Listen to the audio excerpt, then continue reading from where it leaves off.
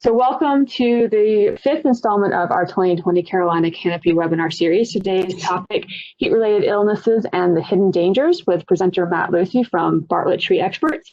So we're gonna get started with this. Matt, I'm gonna stop sharing my screen and let you pull yours up, and then I'll introduce you.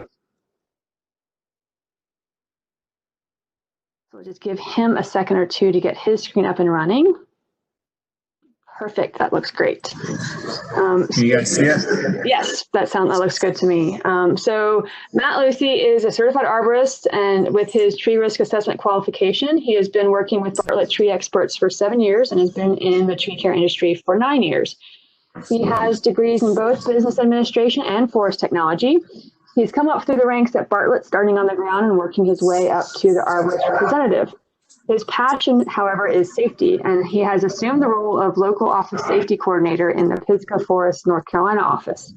Matt is a certified tree care safety professional, a certified American Red Cross instructor, and he has completed his OSHA 10-hour course. He is responsible for the training and safety of his office and ensuring that the office meets the necessary industry standards for safety in arboriculture. With Matt, I will hand it over to you. All right, thank you. Good morning, everybody.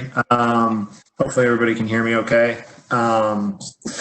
Today we're going to talk about heat illness. And I know I'm up here in the mountains and it is already getting pretty darn hot for us. So I got to imagine everybody else is feeling that heat as well. So I think this webinar came just in time. So hopefully today we're going to go over some signs and symptoms, some things to look out for, and some ways to protect yourself and your people. And with that, we'll dive right into it. And like Leslie said, if anybody has any questions, I've got the chat box open and I'll kind of keep an eye on that. If it's time sensitive, I'll grab it. If not, we'll circle back at the end. So feel free to ask questions throughout. I really enjoy the questions, so keep them coming. So if anybody has ever experienced heat illness or had any training, you might know some of these, but there's 4 types of heat illness, also known as hyperthermia. So a lot of times we think about hypothermia, and that's a loss of body heat and not being able to make enough heat, where hyperthermia is we've got too much heat and we can't get rid of it fast enough. There's 4 types. Normally I would ask everybody if anybody knows what the 4 types are. You guys can answer that question if you want, but I'll bring them up one at a time. They go in order of severity. So as I go through this, the severity of these things will get progressively worse. So the first thing you'll experience is a heat rash. And then second, you'll start to experience heat cramps. And then third is heat exhaustion. This is where things get a little bit more serious. And heat stroke is the end of the hyperthermia chain. And that is a really bad day if you've made it that far down the heat chain. So hopefully we won't ever get that far. And I'm gonna go into what these all mean. So heat rash is basically kind of like hives. Your sweat glands start to become plugged, and you'll experience a rash from that. If left untreated, it can result in an infection. Things like folliculitis, clogged pores, things like that. So, disinfecting yourself with like an antibacterial soap at the end of the day can definitely help with that, and just trying to keep your pores clean. I know we're tree people, so a lot of times we get dust and dirt and grime all over us, and that can definitely cause problems and start the chain of events. The second is where things start to escalate, and you'll start to notice it a little bit more. Heat cramps, muscle spasms, generally in the arms, legs, or stomachs. Again, and this is where I ask a question, if anybody's ever felt any of these. I know I have. I usually feel it in my forearms when I'm climbing trees, and that's when I know I haven't drank enough water today, or electrolytes. So cramps come from a lack of sodium, potassium, or calcium, also known as electrolytes. So drinking Powerades, Gatorades, things like that, definitely keep the electrolytes up. And I don't know if anybody here has experienced this late at night or after work, but you'll be laying in bed and all of a sudden your legs might just spasm and cramp up. I know it's happened to me just sitting on the couch at the end of a hot day. It kind of freaks you out at first, but it's your body's way of saying you should probably start drinking some more water. So next up is heat exhaustion. Heat exhaustion is obviously more serious than heat cramps, and I've definitely felt heat exhaustion. Generally, I feel a headache first before any of these other symptoms, but each body's different, so you could get these in a varying order. But a lot of times you'll feel the headache and heavy sweating are probably the first ones you'll feel in the heat exhaustion realm. This happens when you don't drink enough fluids, whether it's water or Gatorade, just fluids in general. Some of the other symptoms include dizziness, fatigue, nausea, cool, moist skin, and a weak, rapid pulse. This can be a little tough to identify sometimes. Fatigue, you're probably dragging brush or, landscaping work. You might feel fatigued on a general daily basis, but you shouldn't discount it as, it's just I'm working hard. Listen to your body and realize I might be heading in a bad direction and I should probably take a break and get some water. The next is heat stroke. This is bad. If you've gotten a heat stroke, you're in bad shape. So at this point, the body has depleted its water and electrolytes. Heat stroke can be mistaken for a heart attack. So knowing the signs and symptoms of a heart attack can definitely be helpful. And it's a good thing to note here is to self-check your body, but also know what your workers act like on a daily basis. So if you're seeing signs that they're acting a little different, confused, hazy, just general behavior is different than what it normally is, you might notice, okay, this guy or person is having, potentially a heat stroke or a heart attack. Either way, it's not good. So you should be aware of how your crews work and operate on a daily basis and know if something is amiss. The early symptoms include a high body temperature, distinct absence of sweating. If it's a hot day and you're not sweating anymore and you're working, you should probably take a break and evaluate yourself and maybe think about calling for help. The other symptoms are hot, red, or flushed, dry skin. I put this up here. I think this is a great comparison to put side by side so you know exactly what heat exhaustion and heat stroke symptoms are, because sometimes they overlap with nausea and vomiting. So if you're nauseous and vomiting, you don't want to freak out and go, oh, I'm right at heat stroke, because it could be heat exhaustion. So knowing what those symptoms are is a pretty good reminder of where you might be when you're checking yourself out. So we've gone through the four, and now we're going to get into how to treat it. And down here you see move to a cooler location, drink water, take a cool shower if that's an option or a cold compress. And heat stroke is definitely a medical emergency. If you're at heat stroke, you need to seek medical attention. And you need to immediately attempt to cool the victim. Now, this doesn't mean go full Super Bowl championship and dump the 5-gallon jug of Gatorade ice water over the person. That can cause more problems. What we want to do is cool the body with a moderate amount of cold ice water.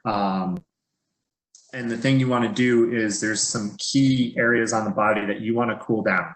So first of all, get them in a safe place. If they have a hard hat on, get them out of a work zone and maybe remove the hard hat.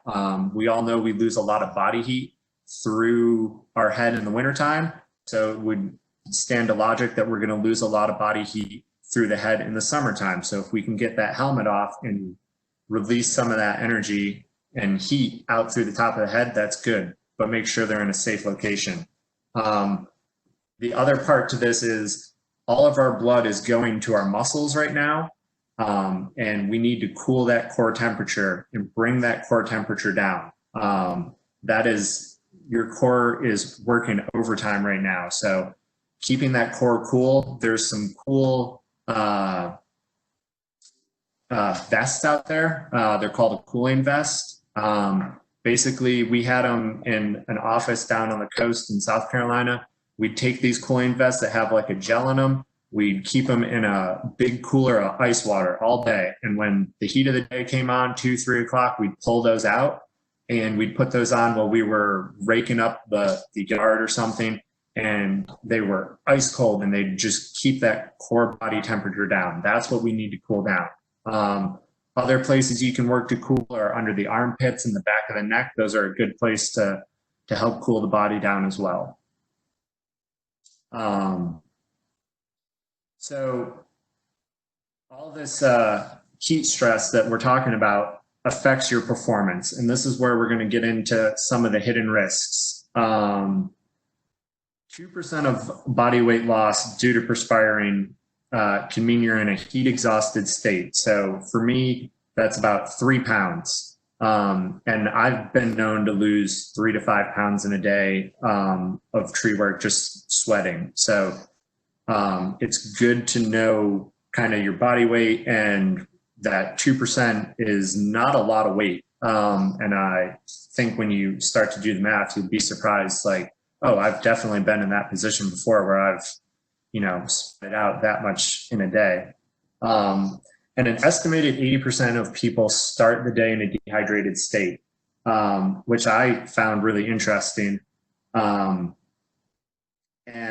that can clearly lead to some preventable accidents if you're already dehydrated. So we want to try and stay hydrated. And the real takeaway here is 24 hours for the body to absorb enough fluids to fully rehydrate. So what I tell my crews is Sunday fun day should consist of water and Gatorades, and you need to start thinking about that. If you know it's going to be a hot week, you can't try and play catch up on Monday night because you've already depleted your body from work on Monday. So you need to start hydrating on Sunday and taking that into consideration. So when you're dehydrated, there's a reduction in cognitive functions and attention span. And if any of you guys track your accident frequencies and how accidents happen and when they happen, statistically, you're probably going to find that it happens either just before a break or in the afternoons when it's hot. There hasn't been a break recently, and probably later in the week. Fridays, if there's a Saturday job, things like that, and it's been hot out all week, you can probably guess that you might have an incident, close call, or an accident. Now,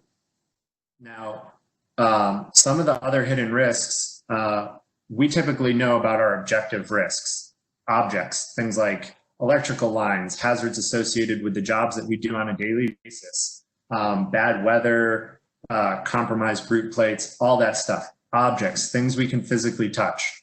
The things that tend to sneak up on us and make compounding issues are your subjective risks over on the right-hand side. And this is a snippet of some of the subjective risks, and you can probably think about some times that you had some accidents and realize that maybe these subjective risks were there, but not considered and maybe overlooked.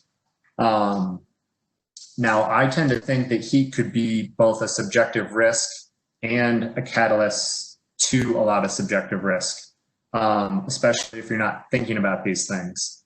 So if you're dehydrated and you're not in the right frame of mind and you're not thinking clearly, you're definitely not thinking about these hidden factors like, take any one of these, a demanding client. We've all had a demanding client who's changing your scope of work, and you're just getting frustrated and you just want to keep that client happy and you just say, yeah, we'll do it. But you don't necessarily come up with a solid plan and really think that out because you're dehydrated, you're not thinking clearly, you just want to go home. So I really implore you to look back at some of your close calls and accidents and think about if there were any of those subjective risks that I put up or any others that you could think about. And definitely think about, summertime accidents if you've had any, and if heat may have played a role in it. So with that, we're going to get into preventative measures. And this is where, I hope you take the most away. You can look to keep yourself safe and the rest of your crew safe. Anyone can suffer from heat illness. I've suffered from it multiple times early on in my career when I didn't know any better. And as I got older and wiser, I definitely learned to listen to my body and take more breaks. You have to slowly train your body to adjust to the heat. And that's kind of tough because, heat's a relative thing. For us up here in the mountains, we think 80 degrees is hot. For you guys down on the coast, 80 degrees probably feels like a nice breezy spring day. So you need to train yourself to that. It's really tough to train new people. Say you've got interns for the summer who haven't done a lot of this kind of work before, and you're kind of throwing them to the wolves. You need to train your body. You need to train your employees slowly to adjust to that. Take frequent breaks, get lots of sleep, train the work to them. And, don't throw people to the hardest jobs on the hottest day. Plan your work accordingly. Start earlier so you can get more done before the heat of the day comes on. Maybe you have to end earlier. All those things. And if you're on prescription medication, you should probably check with your doctor and make sure that that's not going to flare up any heat stress problems. I know there's certain medications where you got to avoid sunlight and, could lower your blood pressure and make for a lot of hairy situations. So we talked a little bit about Gatorade and getting electrolytes. So electrolytes are great in moderation. You should drink a 4-to-1 ratio, so 4 cups of water to 1 cup of Gatorade. I usually dilute my Gatorade, and the reason being is Gatorade is great in moderation, but if you have too much of it, it can have an adverse effect. So you're putting those potassium and calcium and the salts into your body, but if you have too much of it, and there's a lot of sugar in that, that can have an adverse effect. So look at the next line down, avoid excessive sugars. If your guys are rolling up on a 90-degree day and they've got a cup of coffee in one hand and a couple of Monster energy drinks in the other, it's going to probably be a rough day for them. Same thing with alcohol. Like I tell my crews, on Sunday, you should start thinking hydration. So, start cutting back on the alcohol. minimizing the amount of caffeine you're taking in the morning, and getting rid of the Red Bulls and stuff like that. Eat more fruits and vegetables, obviously, not to sound like, the doctor telling you to eat more fruits and vegetables. But kiwi and banana are really high in potassium, and potassium is one of the things that prevent cramping. So if you throw a banana in your lunch or a kiwi, kiwi is a little bit higher than bananas. But those two fruits can definitely help with heat cramps. And I've started eating more of them in the summertime, and I definitely notice that I have less cramps and problems in the summertime.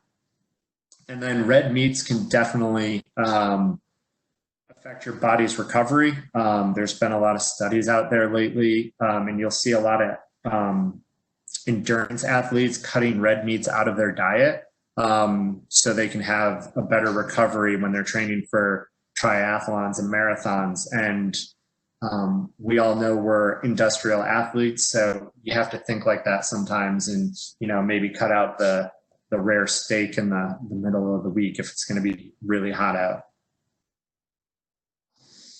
I always laugh at this chart, but it's definitely helpful to know, and I think a lot of us do know. But this is your urine chart for color.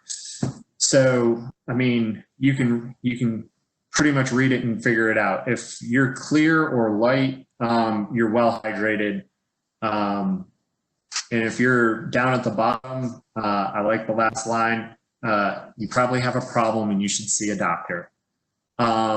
So you can gauge how you're doing throughout the day based on that. If you're not 100% sure, you think you feel fine, but you're not sure, and you go to the bathroom and it's a little bit darker, you might know, hey, I need to drink some water. And all these charts you can probably Google and pull them right up if you forget about what happened on here, and you're like, oh, I remember, he had a chart up on the screen. Google it, you'll be able to pull it up, no problem.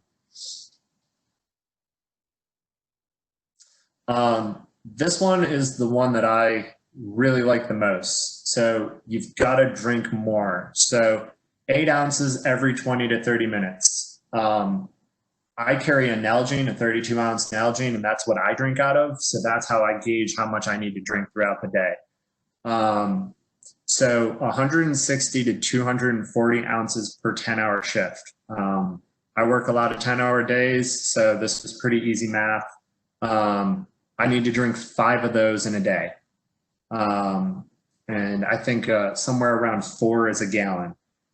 So if you're working hard, you should be drinking about a gallon of water a day. And there's a lot of people that don't drink that much and probably should. The 7-ounce paper cup size, I don't know, some people may carry the little paper cups on their truck.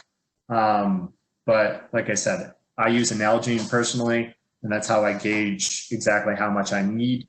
And it'd be easy, whatever your form of water transportation is, do the math and you'll know exactly how much you need. But 160 to 240 ounces. Thought that was pretty powerful, because I can tell you right now, I usually fall short on 5. It's tough to drink 5, especially if you're up in a tree. You just get caught up in it. So you got to be diligent. And I tell my guys on the cruise to force me to drink water. They'll tie the water bottle on, and I pull the rope up and there's a water bottle there. I didn't ask for it, but they're like, you need to drink water. And that's what you got to do. You got to take care of your crew and make sure that they're taking breaks and they're drinking their water. And then 2 20-ounce Gatorades or 40 ounces of fluids is probably getting your Gatorade mixed in there with water to get those electrolytes up. Here's a heat index chart. So Bartlett has some rules about the heat index and when we have to adjust our work, as does OSHA. But your heat index or your real feel, you can pull it up on your phone. You check the weather and it says, you know, feels like, or the real feel. It's taking the numbers from here. So they're looking at your relative humidity and the temperature, and they're coming up with what it feels like outside. If you get up into the darker yellow, you should start thinking about alternative plans. If you're in the orange, and it's very easy to get into the orange, you know, 3 o'clock in July, 4 o'clock, when we're all still out there working, trying to wrap up our day, to get into the low hundreds. And that's when we need to be very vigilant about taking breaks and looking at what the job is. Should we take a break? Should we call it a day? Come back tomorrow? Should we have started earlier? Things like that. I did see a question on here. Any thoughts on Pedialyte? Pedialyte is great. It's a great hydration. Pedialyte actually is coming out with like an adult hydration. Supposedly, I haven't seen it yet, but there is a formula that I think they're going to put to the market for hydration for adults. I have to water that down. It's extremely sicky sweet. So I usually water it down to like a 50-to-1 ratio, or maybe a little bit heavier on the Pedialyte, but that's a really good question. And yes, you can absolutely. There's other things, not Gatorade, but Powerade. There's some more natural ones that have no sugar, things like that. So good question. If you get into the extreme danger, you should probably just stop working. I usually call it around 115, and I've seen 115 and 118 before, and it's hot. And I'm going to show you guys how you can find more information out about this. So the OSHA Heat Index app is an app, and if you guys are on your phones, or if you're on a computer, definitely pull it up on your phone right now. It's an app that you can get on any phone, Apple or Android. Go to your app store and you can pull it up. And in Bartlett, we tell the representatives to have it, the crew leaders have it, and it's a great app. You can pull it up and it'll tell you exactly, it'll geolocate to where you are. So it'll know exactly where you are, uses your GPS, and it'll give you that floating scale that you see on the left-hand side. I pulled mine up right now and it says it's 73 degrees and I have minimal risk. But underneath the temperature, you'll see a precautions. Right now it says, for me, more information, but if you can click on that and it'll give you everything you need to do. How many breaks you should take in a day, how much water you should be drinking.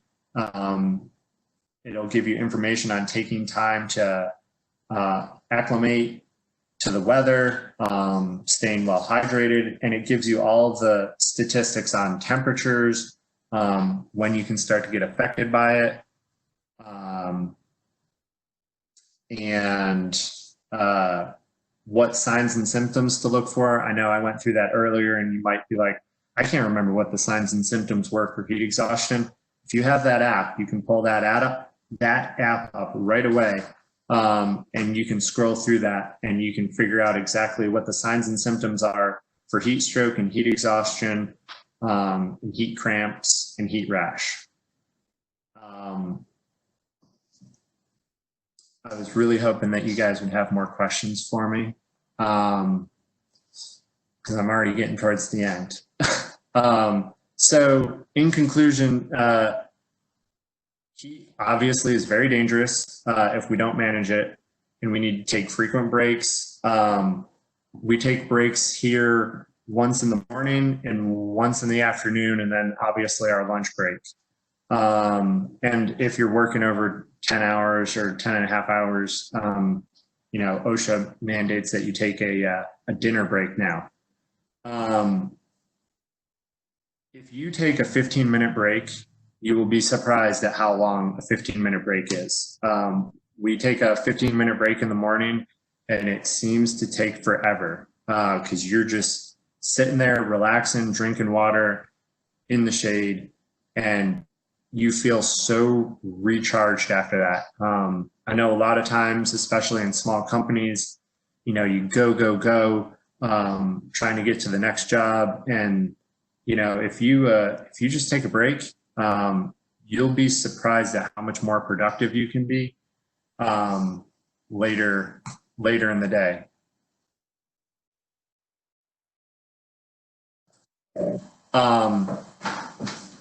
And then, as I mentioned, the combination of fluids, that Gatorade is a good option, but there's other options out there to mix. 4-to-1, I do 50-50. I'll pour 50% of it out into another cup and then water it down. You're still getting your electrolytes and you're still getting water. And then I see, thank you, Leslie, for putting that up. If you haven't been following the chat box, Leslie was nice enough to put up a link to that. If you're not on your phone, or if you are on your phone, you can click on that link for heat illness, and it'll take you right to the website. And I think even from the website, you can click to download that app for your phone via the app. The Google Play or the iPhone Apple Store. Are there any questions? I can circle back to anything. Anybody? Yep, so now's the time for questions if people want to type it into the chat dialog box. We did have one, and I didn't know if you'd already addressed it, from Jeffrey talking about the NIOSH heat safety tool from OSHA. Is that the same as the heat index app that you were talking about? I believe it is. I would have to look. But if you go into your app store and type in OSHA heat tool or OSHA heat, yes, Jeffrey, that is it. Exactly it. The OSHA NIOSH heat safety tool.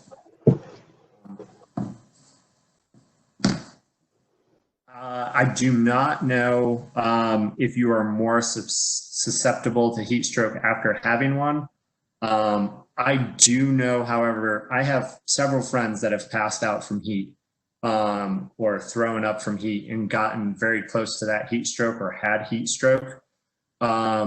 And I can tell you that they had once and then it got worse. So I would say, yes, it is probable that even though we're talking about training our bodies to become more acclimated to the heat, that sometimes it's very tough for the body to acclimate. Some people just aren't conditioned for heat. The one person that got it really bad, he was from Minnesota. He was almost guaranteed to get it every year. And the first year it was bad. The second year it was really bad. And he ended up having to get taken away in an ambulance. And then we started finding ways to help him out. Vented hard hats in certain situations are applicable. Taking more frequent breaks. He saw his doctor about, Gatorade combinations, and, he is a person that might have to have more than a 4-to-1 ratio. So, these are standards, but it's definitely, subject to each person's type. I know when I got it really bad, I had just come from upstate New York. I don't think we saw a day over 60 degrees, and I got thrown into days in the 90s doing hard work, and I hadn't been doing hard work because I had just come out of college. So over time, I used to love the cold. Now I hate the cold. I can deal with the heat a lot better. Live down here. So I would say it is probable for you to be more susceptible. Yes. Good question. What kind of recovery time should you allow for if you start to feel these symptoms, or even get as far as the heat stroke? Days. I've had people who've gotten it or been close, and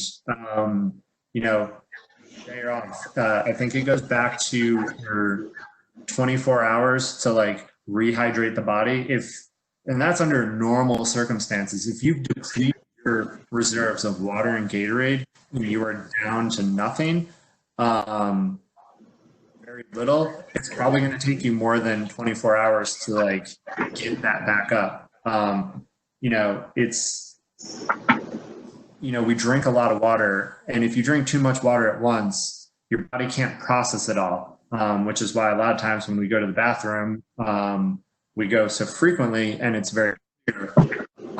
Your body can only process so much at a time, which is why you have to drink smaller amounts over longer periods of time for it to get broken down and processed and go through your muscles and get to everywhere it needs to go. So body dependent. Some people may need more, some people may need less, but I would say on average, at least 24 hours.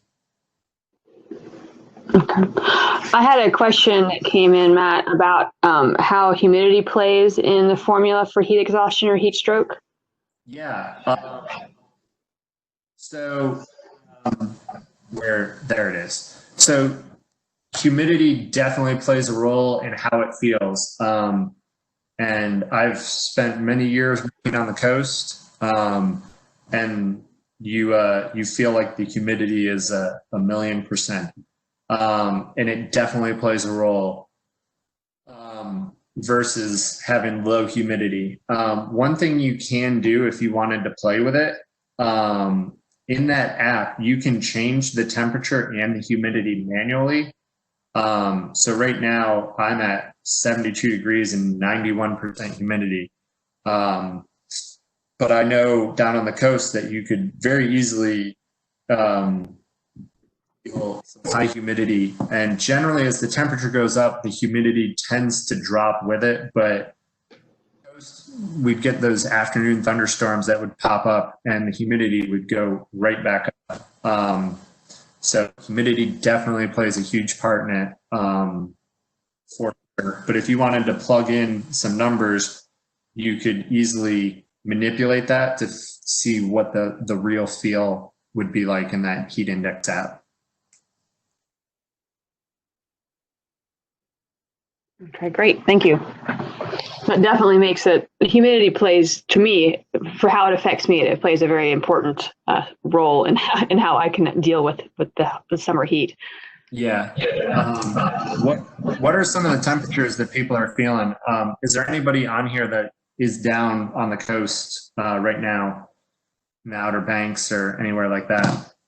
I know it can get extremely hot and muggy even in Raleigh.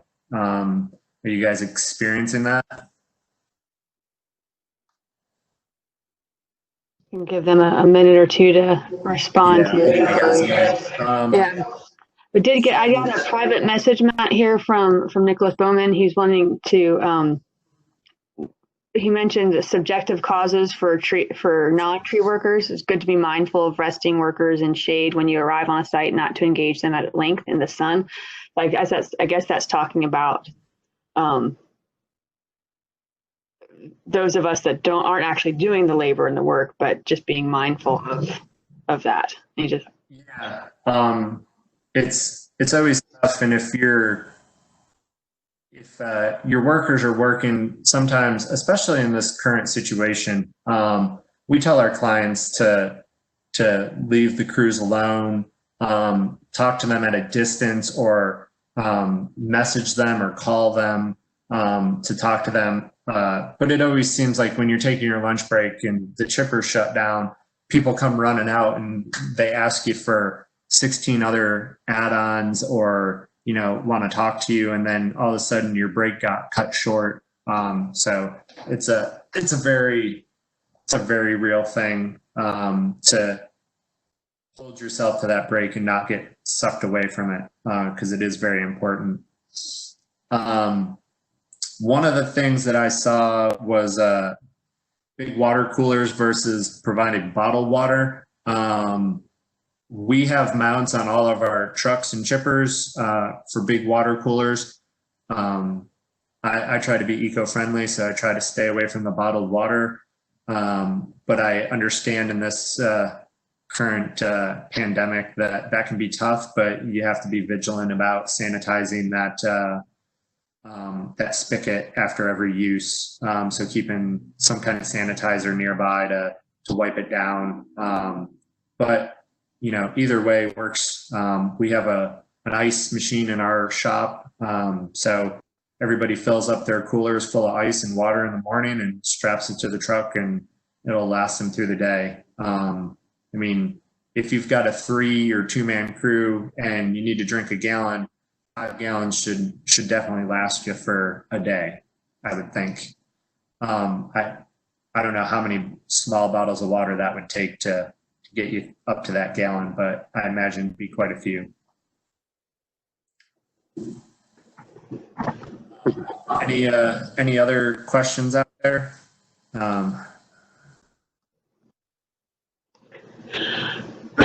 We can give them a few more minutes to post any questions or thoughts or comments, or if anybody on the call has a scenario that they wanted to bring up or address, now's a good time to do it.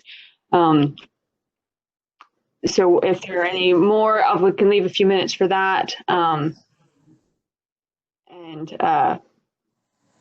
Just while people are typing up any other additional questions, just a few ending housekeeping moments. So for your ISA certification, SAF certification, or landscape contractor, those are the credits we've been applied for today.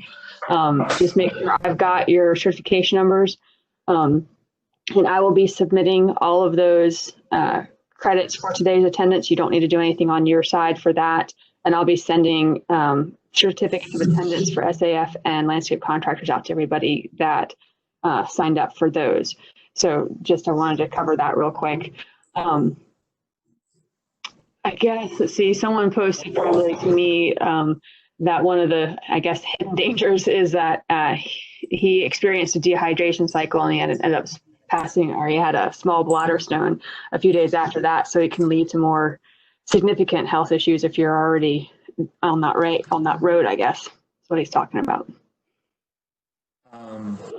Somebody else asked a question about cooling vests. The ones that we had, I think, were Ergodyne. Chillets is actually, I can pull the link up right now. I'll put the link in the chat box. It can be a little difficult because to keep that in the cooler takes up a lot of room on trucks, but it was important enough to us that we could make it, find a way to put it on the truck. Or if your foreman or your representative knows that it's going to be hot and he comes out at lunchtime, wouldn't it be nice if they came out and put you some Gatorade and a cooling vest for the afternoon? That would be pretty nice, but they work great. You can leave them in like a cooler full of ice, but we found that ice water definitely worked a lot better as at getting all that gel cooled down. Ice didn't do as great of a job getting to all the areas on the vest, and very stiff. You're already going to be dripping wet and sweat, so you'll find that vest only lasts about 10 or 15 minutes before your core body temperature will heat it up, and then it kind of has the adverse effect. So take it off, throw it back in, let it cool down for another hour or two, and you'll probably have it good to go for another 10 or 15 minutes.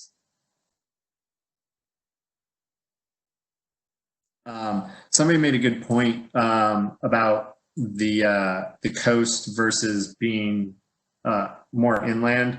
I know the one thing that I looked forward to when I was working on the coast was that ocean breeze. When you can snag an ocean breeze, it definitely makes things a lot cooler. We were talking this morning that in our morning safety meetings, the first thing I ask is, how's everybody doing with the heat? Do we need anything? Are you guys taking breaks? Is it working? And we just kind of check in and see how everybody's doing. And everybody just said, it's so humid and there's no air movement. That air movement just makes it 10 times worse. So not that we can do anything about having a breeze, but the other thing I would add to that is if you need a cool place to relax, you know, having a truck with a working AC, you know, it used to be back in the day, truck with AC was a luxury, but you wouldn't think about being up in the North Country with a truck without heat. And it's the same thing. You don't send somebody out in the middle of summer with a truck that doesn't have a working AC if you wouldn't send them out in the middle of winter without a truck with working heat. So definitely make sure your AC is working in your trucks, and that's a great place to hide out. I remember once we had a new hire, and it was like his first week, and he felt really bad, but we're like, you could tell he was hurting, and we just said, go sit in the truck, because the bucket truck was running, because we were using the lift, so the truck's running, the AC was just blasting. We said, just go sit in the truck and get a breather. And he felt really bad, but we didn't, because we're like, it's going to be way worse if you don't take care of you people now. And that's kind of one of those things, you know, investing in those breaks. A 15-minute break is going to save you a lot of time of, you know, sending somebody to the hospital and all those, you know, medical bills and, you know, lost time, you know, in the long run. If you could have taken 2 15-minute breaks a day, would have beat the heck out of him being gone for 2 days trying to rehydrate and get himself feeling better. So that's another way to look at it in the big picture scheme of things. Any other questions out there? Yeah. I don't know if anybody opened the link, but those cooling vests I think are like $28. And you can probably shop around and probably get a bulk discount if you're in a big firm. There's different ones out there. There's some that have like inserts, like weight vests where you would like slide like ice packs in there. Maybe not the best answer, but do what works for you guys. For sure. Okay. All right. So we still have a few minutes for questions, but Matt, if you want to go ahead and stop sharing your presentation, I'll switch it back over to ours real quick. Yeah, it's always fun.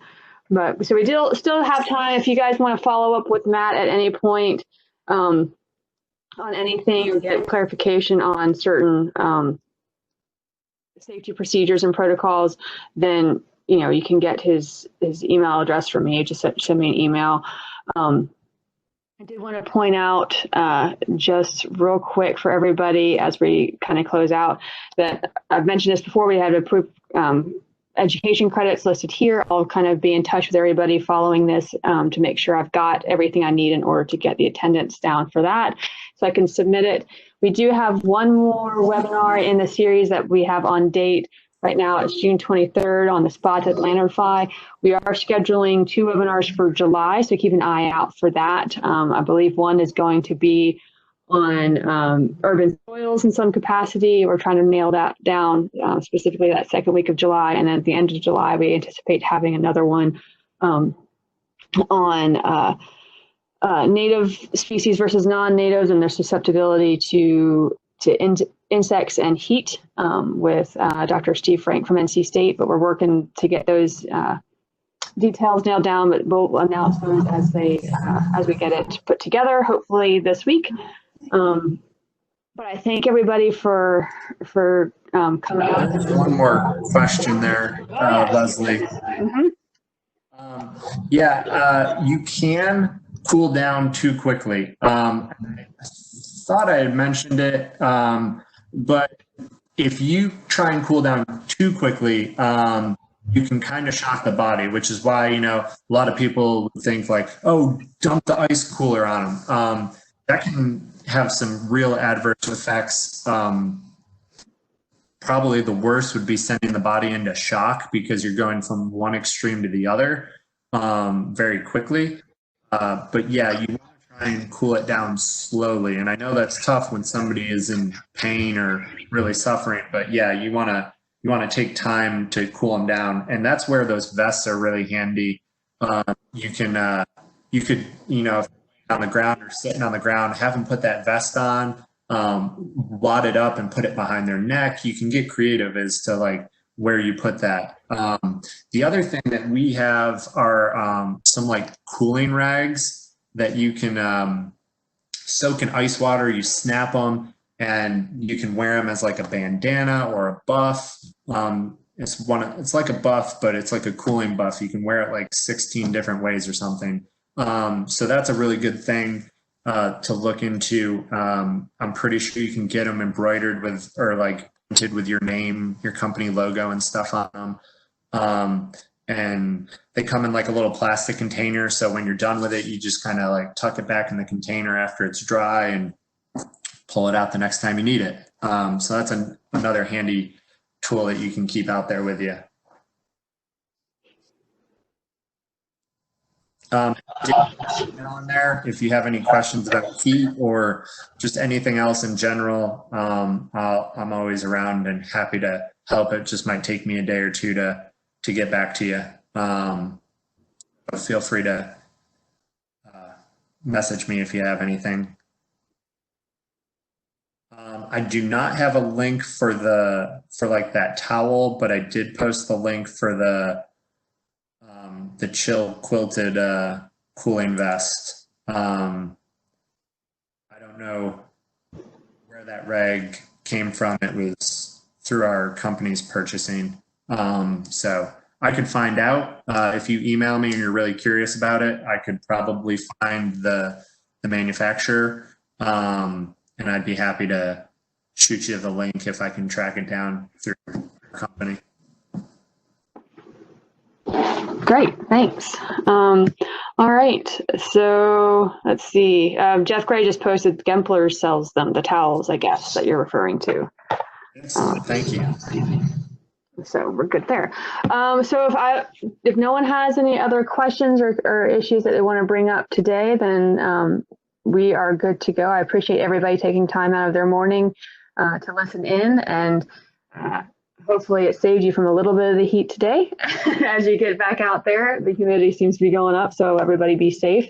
And hopefully we'll see you at some of our future webinars and events. And if you have any topics or suggestions for what you want to hear on future webinars, please feel free to email me. We're always looking for new topics and new presenters, and we're open to any of your suggestions, and we really appreciate you being here today. So with that, everybody have a great, wonderful day, and hopefully we'll see you back here in a couple of weeks. And thank you, Matt, so much for stepping in and with some safety topics for today. Thanks for having me, and thanks for listening, everybody. All right, well, everybody have a wonderful day, and we'll talk to you soon.